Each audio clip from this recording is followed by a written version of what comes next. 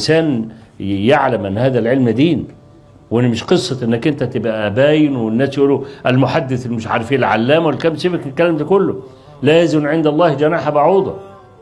لا، كل هذه النياشين ستخلعها وأنت مسافر. اوعى تكون فاكر المحدث العلامة الحافظ الكبير ده له قيمة، ليس له قيمة عند الله عز وجل. هذه النياشين ستخلعها وأنت ماشي، فاحتط لنفسك. هذا العلم دين، ما هوش لعب. مش سهل انك تلعب في الدين. ستقف بين الله يدي الله عز وجل بلا نياشين.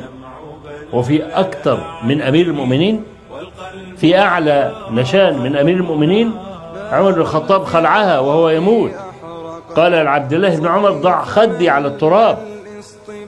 ولما اراد ان يدفن بجانب النبي صلى الله عليه وسلم قال لابنه عبد الله: اذهب الى ام المؤمنين لا تقل امير المؤمنين، فاني لست اليوم للمؤمنين بامير، انا لست امير المؤمنين. ضع خدي على التراب. خلع نشان امير المؤمنين. لن ينفع عند الله ان يخل امير المؤمنين او الحاكم او الملك او جلاله الملك او الرئيس، ما له قيمه عند الله. اخلع نياشينك، لا تزن الا عملك اذا لقيت الله عز وجل. فإياك أن تضطر بالمحدث والإمام والعلامة والكلام ده لا قيمة له عند الله يوم القيامة. اخلع نياشينك، كفى بنفسك اليوم عليك حزينا.